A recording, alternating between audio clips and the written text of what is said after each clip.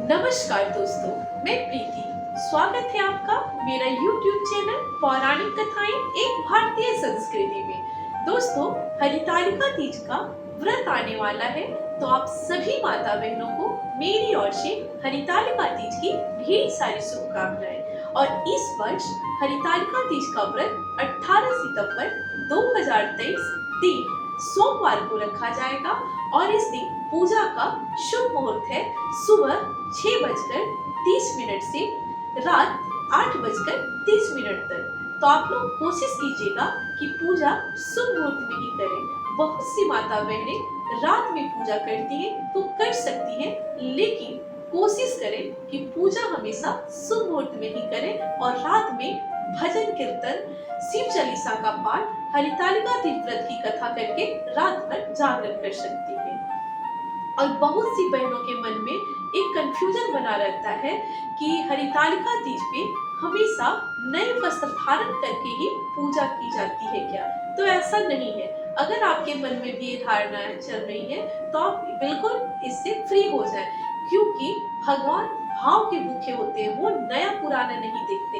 अगर आप सामर्थ्य है, आप नए वस्त्र लेने में सामर्थ्य है, तो आप नए वस्त्र को धारण कर सकते हैं। अगर आपके पास नए वस्त्र नहीं है तो परेशान होने की कोई जरूरत नहीं है। आप पुराने वस्त्र को अच्छे से साफ सुथरा कर वो वस्त्र को पहनकर हरितालिका तीज का व्रत कर सकती हैं और पूजा कर सकती हैं, क्योंकि भगवान अपने भक्त को कभी परेशान नहीं करते, वो भक्त की परेशानियों को दूर करते हैं। इसलिए नए पुराने वस्त्र नहीं सोचना है, आप सिर्फ सच्चे मन से भगवान भोलेनाथ की पूजा कीजिए।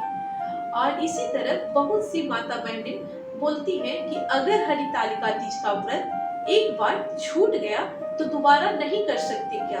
कहा जाता है कि जो व्रत एक बार छूट जाता है वो दोबारा नहीं कर सकते। तो ऐसी कोई बात नहीं है। अगर आप इस व्रत को छोड़ेंगे, कोई मजबूरी की वजह से ही छोड़ेंगे, या तो आप बहुत परेशान होंगे, आपके चाहे तबीयत खराब होगी या कोई परेशानी आ गई होगी, इस वजह से इस व्रत को छोड़ेंगे, तो कोई बात नहीं, आप अगले साल इस व्रत को कर सकती हैं। और उसके बाद भी अगर आपकी तबीयत खराब है, आप व्रत नहीं रख पा रही हैं, तो आप अपने बदले किसी दूसरी महिला से भी इस व्रत को करवा सकती हैं या फिर अपने पति से इस व्रत को करवा सकते हैं। और ऐसी धारणाएं मन में बिल्कुल ना रखें कि जो व्रत एक बार छूट जाता है वो दोबारा नहीं होता है। अगर आप निर्जला व्रत नहीं कर सकती हैं तो आप फलाहारी भी कर सकती हैं। इस व्रत को फलाहारी भी रख सकते हैं। भगवान ये नहीं बोलते हैं कि जान दे दो, भगवान बोलते पहले अपना जान बचाओ, उसके बाद, क्योंकि जान रहेगा तभी ना भगवान का पूजा करेंगे। इसीलिए ये मन में धारणाएं नहीं लाए। आप जैसे सके सच्चे मन से, सच्चे भाव से भगवान की पूजा आराधना कर सकते हैं। और कोई भी ऐसा पर्व नहीं है कि एक बार छूट गया तो दोबारा हम नहीं कर सकते हैं। क्यों आपके मन में है कि हमको ये व्रत रखना है और कोई बोल रहा है कि एक ये व्रत छूट गया तो फिर दोबारा नहीं कर सकते, तो लोगों की बातों पे ध्यान मत दीजिए, आप अपने अनुसार व्रत कीजिए। आप कोई भी व्रत छूट जाए तो आप अगले साल से इस व्रत को, चाहे आप जब करना चाहते हैं, इस व्रत को रख सकते हैं। और जो सबसे इम्पोर्टेंट बात है, हरितालिका तीज पे सजना संवरना, हर एक माता बहनों को अच्छे से सज धज के तैयार होना चाहिए। और फिर हरितालिका तीज में चाहे आप शिवालय जा सकती हैं या फिर घर में या फिर कहीं फुलेरा वगैरह लगा के जहाँ पे पूजा होता है, आप वहाँ पे जाके पूजा कर सकते हैं। और बहुत सी बहनों के मन में कंफ्यूजन रहता है कि हरितालिका तीज पे जो 16 श्रृंगार का सामान चढ़ाते हैं उसका क्या किया जाता है, उसे ब्राह्मण को दान दिया जाता है, खुद रखे, क्या करना है? तो मैं आज वो कंफ्यूजन को भी दूर करने वाली हूँ। आप हरितालिका तीज पे जो भी 16 श्रृंगार का सामान चढ़ाती हैं, ठीक है, आपके पास है तो आप चढ़ा लें, लेकिन अगर जो माता बहनें 16 श्रृंगार नहीं चढ़ा सकती हैं, वो कोशिश करें कि सिंदूर, चूड़ी और बिंदी ये जरूर चढ़ाएं, क्योंकि ये सुहाग का सबसे महत्वपूर्ण चीज होता है। इसलिए कोशिश कीजिए कि चूड़ी, बिंदी और सिंदूर जरूर चढ़ाएं। और जो आप श्रृंगार का सामान चढ़ाते हैं वो आप अपने से अधिक उम्र वाले जो औरत है, आप उनको वो श्रृंगार का सामान दे दीजिए और उसमें से कुछ खुद भी निकाल के रख लीजिए। और पूजा के टाइम में जो भी आप प्रसाद बनाई हैं और वो प्रसाद ही भी वो उस 16 श्रृंगार के साथ दें, उसमें कुछ दक्षिणा भी दे दें अपने सामर्थ्य के अनुसार, 10, 21, 51, 100 जैसा सामर्थ्य के अनुसार उसमें देकर, और आप अपने से बड़ी उम्र वाली सुहागिन महिलाओं को वो श्रृंगार का सामान दे दें। और इसी तरह बहुत सी बहनों के मन में कंफ्यूजन बना हुआ रहता है, क्या बालू से तो प्रतिमा बनता नहीं है। तो कोई बात नहीं है, आप काली मिट्टी ले लें। अगर काली मिट्टी नहीं है तो उसमें भी परेशान होने की कोई बात नहीं है। काले रंग मिला दें उसमें और थोड़ा सा उसी में बालू मिला दें, और उसके बाद भगवान भोलेनाथ, माता पार्वती, भगवान गणेश, पूरे शिव परिवार की प्रतिमा बना लें और उसकी पूजा करें। अगर वो संभव ना हो, नहीं मिले, तो उसमें भी परेशान होने की कोई बात नहीं है। मार्केट में पूरे शिव परिवार की कैलेंडर, मूर्ति, फोटो सब अवेलेबल रहता है। आप मार्केट से लाके पूजा कर सकते हैं। और अगर आपके घर के बगल में मंदिर है तो आप वहां भी जाके पूजा कर सकते हैं।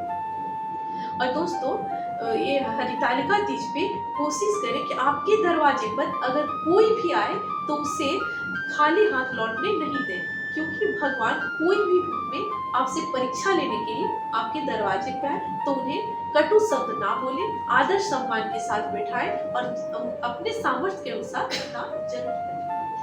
बहुत सी बहनों का मानना है कि हरितालिका तीज पे सिर्फ साड़ी ही पहन सकते हैं क्या? तो नहीं है, आप जो भी कपड़े पहनते हैं, सूट हो, जीन्स हो, साड़ी हो, जो भी है, आप पहन के पूजा कर सकते हैं, व्रत रख सकते हैं। लेकिन कोशिश कीजिएगा कि काले रंग का प्रयोग ना हो, क्योंकि काला रंग अशुभ माना जाता है और कोई भी शुभ काम में काला रंग नहीं पहनना चाहिए। और हरितालिका तीज पे जब पूजा होती है, पूजा करने के बाद आप अपने घर के बड़े बुजुर्ग का पैर छू के आशीर्वाद जरूर लीजिएगा, क्योंकि ऐसा करने से अखंड सौभाग्य की प्राप्ति होती है और घर में सुख समृद्धि बनी रहती है।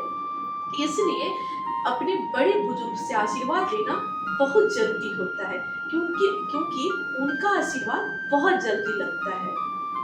और हरितालिका तीज पे कोशिश करें कि रात दिन में, व्रत के दिन में सोना नहीं चाहिए। अगर आप व्रत रखिए तो खुश रहिए, मन प्रसन्न होना चाहिए। ये नहीं कि उपवास रखे तो मन लटका हुआ है कि कैसे क्या करना है। बिल्कुल भजन कीजिए, कीर्तन कीजिए, भगवान क्या ध्यान रखिए और अच्छे से मन प्रसन्न रखिए। बहुत लोग फास्टिंग में रहते हैं तो बच्चे पे चिल्लाते हैं, पति पे। कुछ नहीं, आराम से जो घर की दिनचर्या है, खाना बनाना, वो खिला पिला के आराम से फ्रेश होके और भजन कीर्तन कीजिए, भगवान में लीन हो जाइए। और ये मत सोचिए कि हमने व्रत रखा है। ऐसा सोचने से बहुत भूख लगती है, प्यास लगती है, बिल्कुल सोचना नहीं। आप भगवान पे ध्यान लगा के रखेंगे तो आपको कुछ भी नहीं पता चलेगा कि आप फास्टिंग में हैं कि क्या किए हैं। और दोस्तों, आप कोई भी पर्व हो, ये हरितालिका तीज व्रत के लिए आप कोई भी पर्व हो, आप अपने सामर्थ्य के अनुसार भगवान के सामने जाएं, पूजा आराधना करें, सच्चे मन से करें। भगवान, मैं बार बार एक ही चीज को बोल रही हूँ कि भगवान भाव के भूखे होते हैं। भगवान चीज नहीं देखते, भगवान सिर्फ भक्त का प्रेम देखते हैं। तो दोस्तों, आज की जानकारी यहीं तक। और बहुत सी बहनों का है कि हरितालिका तीज पे क्या क्या सामग्री लगता है, तो इसके लिए मैं नेक्स्ट वीडियो में बनाऊंगी, आपको बताऊंगी। तो क्योंकि ये वीडियो थोड़ा लंबा हो जाएगा, इसीलिए अगले वीडियो में मैं बताऊंगी हरितालिका तीज पे क्या क्या लगता है, कैसे पूजा करना चाहिए, मैं पूरे विधि बताऊंगी। तो आप भी जाते रहिए। दोस्तों, मैं जाते जाते आप सबसे अनुरोध करती हूँ कि प्लीज मेरे चैनल को सब्सक्राइब जरूर कर लीजिएगा। और अगर मेरी वीडियो पसंद आई हो तो कमेंट बॉक्स में जाके हर हर महादेव जरूर लिखिएगा। मिलती हूँ अगले कथा में, तब तक के लिए नमस्कार।